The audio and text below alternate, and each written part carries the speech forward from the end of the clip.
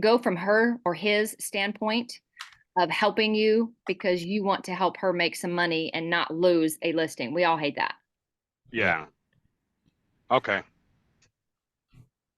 I'll try that. I'll reach out. I was going to reach out to them this week and just kind of, I just noticed it was off the market yesterday. And so I was like, ooh, I wonder what they would do with that.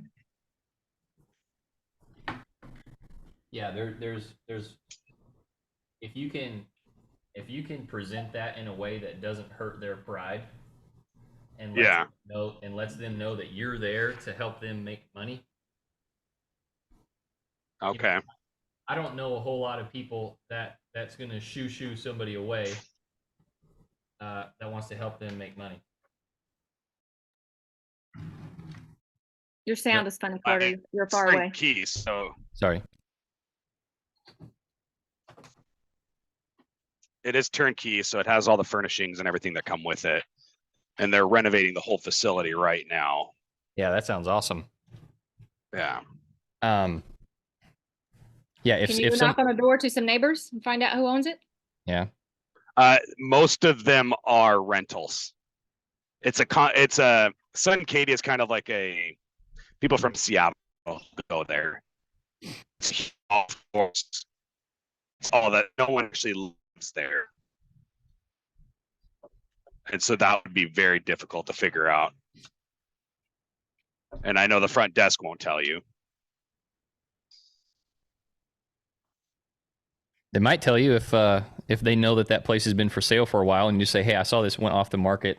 I'd like to buy this place so that way, we can get the sellers what they want." Do you think you could pass my information along to them? Maybe they won't tell you who the owner is, but they might give your email and phone number to the owners. True. Didn't think about that one. You didn't do enough sneaking into places when you were a kid, I guess. I was a goody two shoes.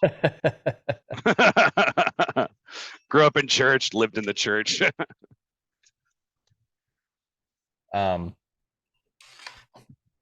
Very good.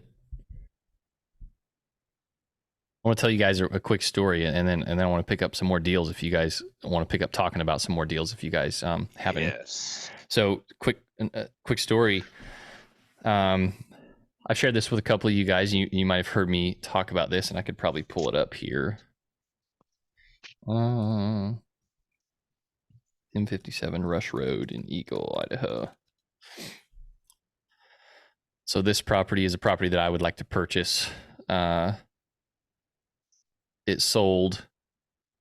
I put an offer in on it. They denied it. I put a creative finance offer in on it. They denied it. It sold. And 2 weeks after it sold, I called the realtor who helped the purchaser and asked them, "Hey, what are your clients' plans for this property? I would like to buy it from them if they're just trying to flip it. And if they are just trying to flip it, I would like to buy it before they put any work into it." She said, "Oh, well, what they're hoping to do is they are hoping to sell their current primary residence because they bought this house with hard money. And once they sell their primary, then they're going to fix this one up and live in it." So I said, "All right, well, I'll tell you what, I am just going to continue to check in with you." So you guys see my screen there? Let's see. Is this that one your wife really wanted? Yeah, well, we both did. Okay. Can you guys see my screen there? Yeah. The Zillow. So this is the house. Nothing special. We don't really even need to look through it. But you can see that it's it was more or less a flip house. It needed it, but it has 2 acres. It's an Eagle. It was undervalued probably by $100,000 whenever they listed it, which is why it sold quickly. Okay, that's fine. But the cool thing is because I called that realtor, I established a relationship with her and told her like, "Hey, if they want to sell that to me, I'll pay them for it." She was excited about that because that's another commission really quick. But also, she told me, she said, "Well, I'll tell you what, they have to sell their primary residence." before they can do anything with this property. So just keep checking in with me over the next couple weeks. I don't know why this is taking so long to load. But guess what? Here we are, 88 days later, and they still haven't sold their primary residence. So this is their primary residence. The realtor told me, because I established that relationship with her, she's like, hey, they're trying to sell this other property. Do you know anybody that would like to buy it? No, tell me the address, but maybe, you know. And so, in fact, in the case that she didn't just bring it up, you get in a situation like that, I would just ask them, like, what's the address? Maybe I can help you find a buyer.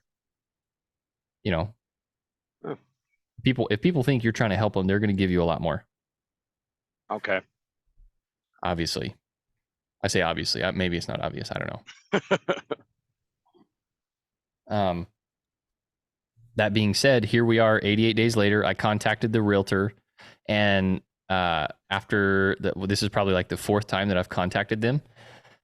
Still not under contract, still active. No price drops, which to me, you know, this is something that I talk about. If there's no price drops after a significant amount of time, to me, it sounds like they're kind of stuck at that price. Whether it's pride or whether it's just that they want that money, whether they need the money because of a loan, whether they have to pay for some personal stuff, I don't know. You know, like I don't know why, but for some reason they cannot come off of this price. 3 months on the market, they haven't come off that price. Is likely because they just purchased an $800,000 property with hard money, and they're going to have to pay that off, and they're going to have to pay for almost a brand new build. And so they did their math, unlike us, and they did it real tight. So they have to make $2 million on this sale. Guess what? That's another perfect situation for creative finance. Yep. Especially when it comes to them needing to sell for $2 million and not wanting to drop the price. If someone wants to keep their price and they're willing to be patient, it's perfect for creative finance. Oh, last point on that, and I'm sure you guys do this. I have followed up with this agent every 2 weeks for the past 90 days. In my experience, most of my deals come somewhere between 90 and somewhere between 3 and 6 months after the initial contact. That's when most of my deals happen. And it doesn't annoy the realtor or anyone you're talking to? Not as long as I'm approaching them wanting to help, number one. And number two, you set the expectation. Okay. Right? You say, hey, I'm going to reach out to you every 2 weeks. Does that sound all right? Like, yeah, that's totally fine. Okay. Just reach out and I'll talk to you soon. You know, like only a few people have ever told me, like, no, I will never be interested. Don't contact me. Okay. You know, there are some people who get the stone wall up, and if you keep banging on that door, you're just going to hurt your hand. Yeah. So just move on to the next one. Some doors are worth knocking on, some are not. So Yeah. For instance, I had an amazing sub 2 opportunity year and a half ago. A gal was in trouble. She needed to sell this house. She was going to pay something like 15 grand just to get out from underneath it, or she was going to go into foreclosure. The realtor could not get around the fact that I did not want to pay him $20,000 in commissions. And so they dropped the price as low as they could, which was like 12 grand. And then it sat on the market for 9 months, and then the lady went bankrupt. Now he walked away with $0. I offered him 6 grand. He wanted 12 or 15 or whatever it was. I offered him 6 grand, and he wouldn't do it. And somehow he convinced the lady that he shouldn't do that deal either. And so I walked away, and she went bankrupt. I say bankrupt, sorry, I mean foreclosure. Okay. But How sad. also bad. So that one, you know, that was one of the stonewall situations where I just walked away. You can't I don't know, I'm sure there's some clever saying from some old timers that would be really fun to say right there, but you can't. One I heard from the other day on Little House in the Prairie was you can't sew a silk purse out of a sow's ear, whatever that means.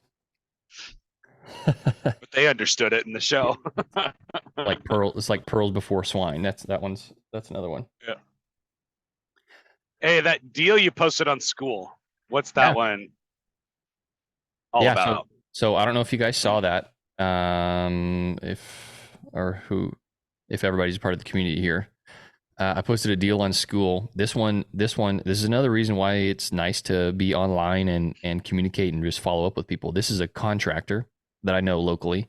He knows I do creative finance stuff. He reached out to me and he said, "Hey, I structured this deal to sell one of my properties. I'm trying to get into something else." He's expecting a baby. He wants to move to a single family home. This particular house is a split level that they set up to be a midterm on one level and their primary on the other level. They only pay like $1,000 a month to live there.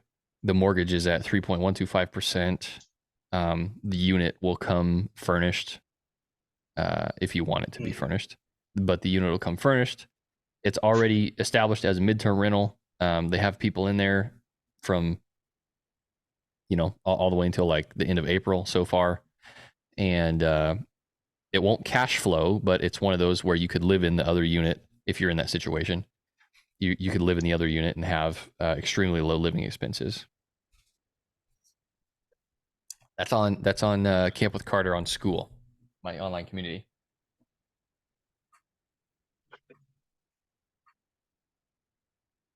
And that one's what, 30? It was like 34 plus a $6,000 assignment fee, entry fee. Yep. Okay. So 40 grand to get into it. If you did want to run both of them as midterm rental, you could probably cash flow like maybe $300 a month for a while. Okay. Until you paid off the solar, because there is a solar. Yeah, I did see that. Yeah. How much is that a month? I think the solar come out to, I'd have to look. I think the solar came out to something like $600 a month. Okay. I don't recall exactly on that one, but no, the $34,000, one of the entry fee there, that was to pay off the solar. Oh, that's right. You can't buy it without paying off the solar. Yeah, that's right. Oh, Thanks. Yeah, because solar doesn't like transferring like that.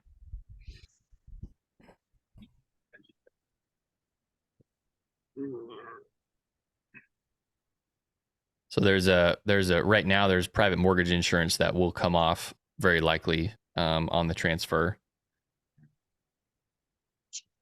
And I also that's what, like $150 or something? Yeah.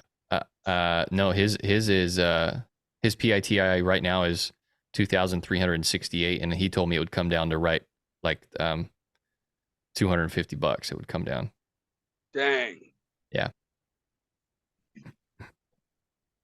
But I don't know if he sold it or not yet. This is a cool deal, but you can just remember, you can always negotiate. Doesn't matter who it is. Even though this guy set up a pretty decent deal, this guy set up a pretty decent deal for someone to get into a house here in Boise, you can still negotiate. For me, after you do a deal and you're 2 years down the road into a 4-year deal, you can negotiate at that time. You can negotiate whenever you want. Yeah. I bought that 10 acres for $1.3 million up in North Idaho, and they're waiting 3 years, no payments during the whole time. They're waiting 3 years for the rest of their payoff. I owe them $1 million still. I asked them 2 months ago. I said, "Hey, what if I pay you off in the next, 90 days? Would you take 700,000?" Because there was an opportunity for me to just sell it at that point. They told me to kick rocks, but guess what?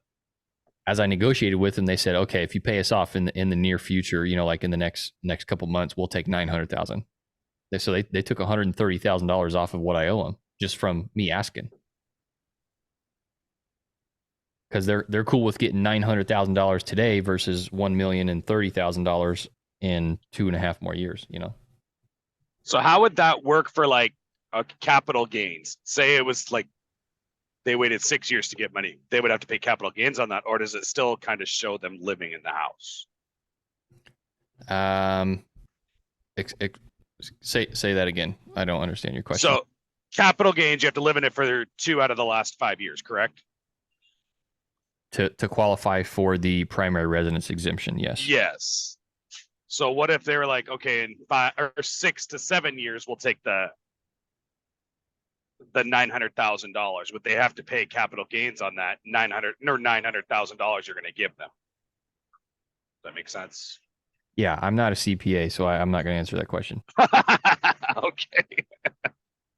But if I were talking to somebody about a situation like that, I would encourage them to take the money within the time period where they could have 250,000 or 500,000 if you're married of tax-free gains. Okay. Yeah. So also another example on always asking to negotiate and never be afraid to ask the question. I bought a property, very nice property, needed some rehab that I wanted aesthetically, rehabbed it, lived in it myself for about 2 years. I had it owner financed because it was a parent's home of 3 boys. I had it owner financed, super cheap payments each month. I got to the end after I had rehabbed it, had increased the value of the property almost $200,000. And so I decided I wanted to sell it because it was a good time to sell. So I went to the owners that was financing for me. And I said, "Hey, would you take off another 50 grand if I paid you in 30 days? He said, "Well, I guess so." So I turned the paperwork in. We sent it to the title company that this was the actual payoff, not their previous. And I got another amount off and I closed. And I had the sellers, I don't know, probably about a month later, send me an email and say, "I don't know how you did it, but you're a fantastic business person. We'd like to figure out how you did that and do it ourselves." So always ask, because you just never know what they're going to say. They may say yes, they may say no, but that was a great savings for me to be able to go to the end of where I had this situation and I was able to make more money. Yeah.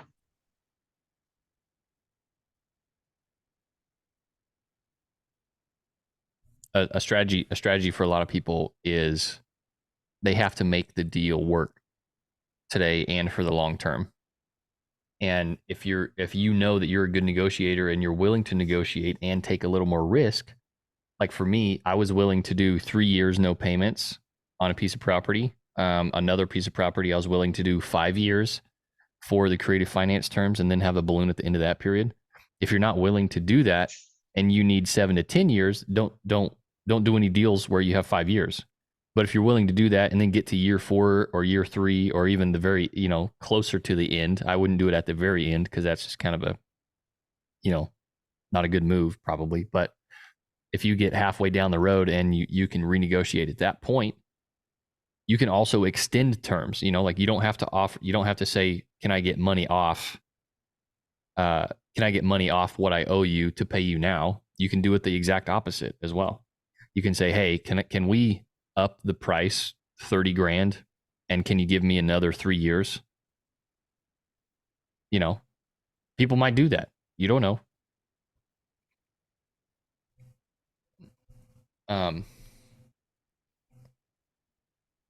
By the way, is anybody looking for deals on Zillow? The way that I talk about? Has anybody contacted anyone through Zillow and had success? No. And when I say success, I just mean like carrying on a conversation about creative finance potentially. Oh, I had one last week with that realtor at that Yelm place. I saw you shaking your head, Rick. That you've been looking at creative finance deals. I'm always looking. I don't always follow through with. That's my problem right now, is following through with things. But we actually don't have an owner contract, but I did reach out to him in regards to an owner contract in Boise. My daughter's actually going to buy the deal. It's going to be more of a conventional finance, just because it's such a good deal. We couldn't really pass it up. Yeah. That was found on Zillow, and Cool. and that was a potential creative finance deal that I then turned over to her. So Nice. It's perfect. So she's gonna buy. So it was a creative finance opportunity, but it's just it didn't price end point. up being one. He was not in a situation to do that, but it was still a really good price point. Cool. And it made sense to do it conventionally for her. So Nice. yep. I actually have one pulled up on my screen that I need to call on in Hayden up here. Cool. So Rick, That's, where are you at? Coeur d'Alene. Oh, okay.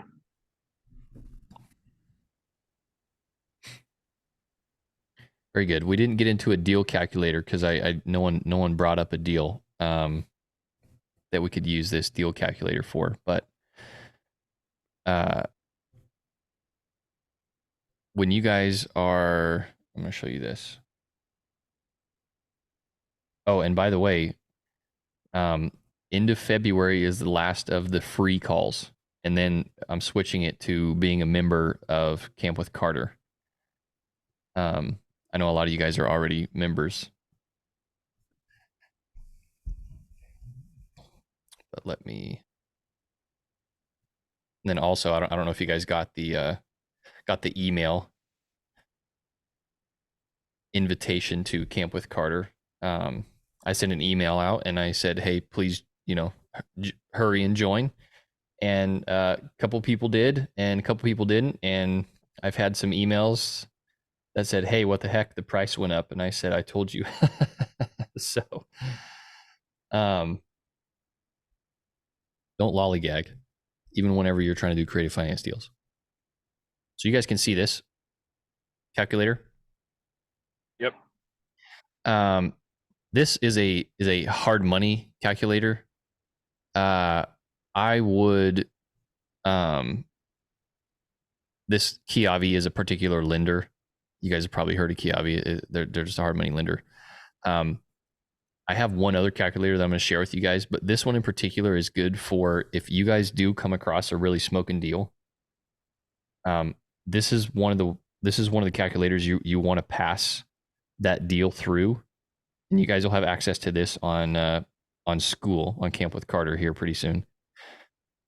You want to use this calculator to pass it through, because if you can pass it through this calculator and all your numbers are correct, you will be able to sell that deal if you don't want to do it yourself. And this is another thing that I've talked about, and this will be good for you too, Austin, as you're starting to look for deals. When I look for deals, I'm not only looking for me, I'm looking for any opportunity to make money. And that's one of my downfalls. Like I can get stuck looking at Craigslist or Facebook Marketplace for like couches because I want to flip couches. Like I just wherever I can find things that I think are undervalued and could be sold, I'm interested in that. That being said, when you guys are looking for deals, don't just put it past your own standards. Like have your standards, right? Have your standards and the sheet the filter that you pass everything through. But then, just like Rick talked about, he had a deal. It ended up being good for his daughter, so he's going to give it to his daughter. If you guys can open your network a little bit too, and open, join Facebook groups and communities like this, You'll also be able to sell those deals that you don't want but work for somebody else because you passed it through a calculator like this. You'll be able to sell those deals for side income. And I made a lot of money doing that this last year. There's several deals that have come across my desk that just didn't work for me. Yeah. You know, they didn't work for me, but they worked for someone else. Because again, we don't know what other people are going through. So, anybody have any particular questions that don't have anything to do with what we talked about today, but you guys want to see if we can touch on? Any of you new folks? I see. Let's see, Aaron. So Carter, can I ask a question for those people that are new? I'm looking at your calculator here, and this is one of the things that I had to learn, and I'm still learning, even though this many years in. Yeah. Is I think probably the most difficult part for someone to utilize one of these calculators is trying to figure out what the rehab costs are going to be. Do you have any suggestions of how to help those people that are new in the situation and are trying to figure out what this, process is of how to figure what those costs are going to be? Because that's always the biggest trouble for me. Yeah, for this number right here, the rehab cost, just the whole number. Yes, I've had it, I see the breakdowns down there. It's just, I think it's difficult for people that are just stepping into this. I just had a past client a couple of years ago that came to me and said, they bought a rental property a couple of years ago, and she just called us last week and said, hey, we're ready to start flipping houses. We want to start doing that. Is there anything in Norman? And so we had an hour conversation about what that meant. And she said, I had no idea there was all this to it. And so there's some education to it. Yes. But my issue is, how do I help them, or how do new people start trying to figure out what your rehab costs are going to be, and to be able to break those down to where they get some true numbers to where they don't kick themselves in the rear? Yeah. I'm gonna see if I can. Let me see if I can screen share something. So when you're looking at a deal, and you're looking at making money in real estate, I'm gonna zoom way out. If you want to make money in real estate, do you guys think the best way for you to make money in real estate is to know how to do every piece of it? Nope. No, not at all. What do we do? What do we do whenever it comes to title work? Contact a title company and hand it off, right? Yep. That's because it's normal. It's normal there's a barrier there. And whatever barrier that is, I'm sure all of us are smart enough to figure out how to do title work ourselves. That doesn't mean we should do it.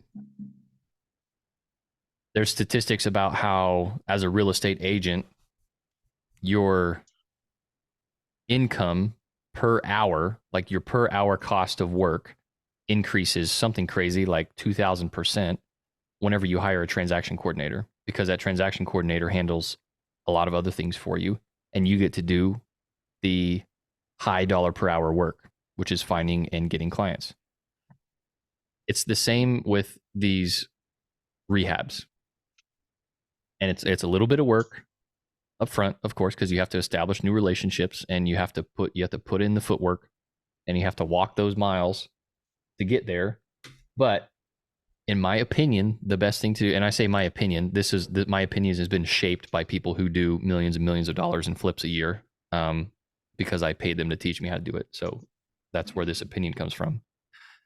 My opinion is that you should not have to understand what the rehab cost is. You should have a partner that's a contractor that can understand the rehab costs, and you guys can work together on coming up with what that rehab cost is. Now, all of that said, just like I talk about with looking on Zillow and looking on Craigslist for deals, after a while, you will pick up patterns. We're all smart enough to understand patterns. And so if you, let's say, underwrite 17 deals with the same contractor because you went to coffee with 4 contractors and you found one that you really like and you like their work and you like how they perform their work and you like their reputation and all that, then you just go into underwriting those deals with these contractors. And a good contractor will come out and look at deals with you because they want to make the money too.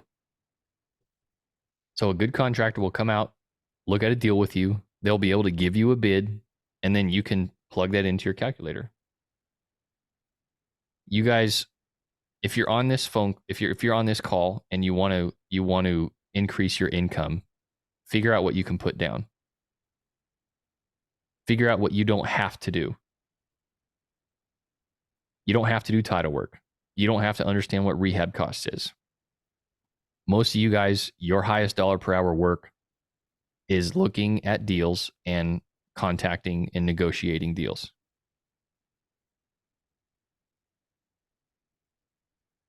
That's all I have to say about that. I do have a question. I Can I- saw that you want us to make a video or something like that on Facebook or on the school app. Yeah. For the top 10. It's saying it doesn't apply to me. Was I not one of the top 10? It applies to you. I thought so. That's why I was it won't load anything or anything like that. So Okay, let me get that figured out. Okay. Yeah, that's the same for me too. It says that it's like locked or something. It says, say that one more time, Austin. It says like it's locked, I think, or I don't remember the exact term. The Google document. Let me look. Yeah, maybe just send me a screenshot of what that is. Yeah, it says you don't have access to this course. oh yeah. Christopher also posted that on there. Okay.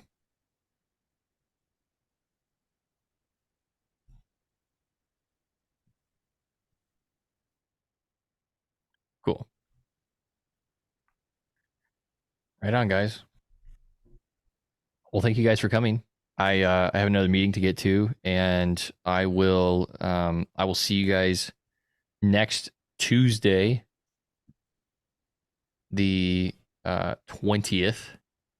And next Tuesday, I'm actually starting in the afternoon. I'm starting a course next week that I'm excited to go through with you guys. One of the guys that I met, Levi Lassick is his name. He's a real estate agent in Dallas, Texas. He started a YouTube channel a couple years ago called Living in Dallas, Texas. He made $1 million his first year just on gross commission income. And over the past couple years, he's made a little over 4 million. And then he started his course a couple months ago. In January, he made $730,000 selling this course. And I know we've talked about this a little bit, and you guys, you newer folks, you'll hear about this. We talk about how to build a machine, how to build an engine that creates income at a high level, and then we're turning that into real estate investments. So I'm super excited to talk to you guys about that one. Levi, I met him through Ryan Pineda's program, and I've got to talk with him personally, and we, text and go back and forth on ideas and our offer stack whenever we're coming up with offers. So I'm excited to share that with you guys. Not next week, but the week after. So cool. Thank you guys for being here. We'll see you next week. Thank you, Carter. Thanks, Carter. Yeah. See ya.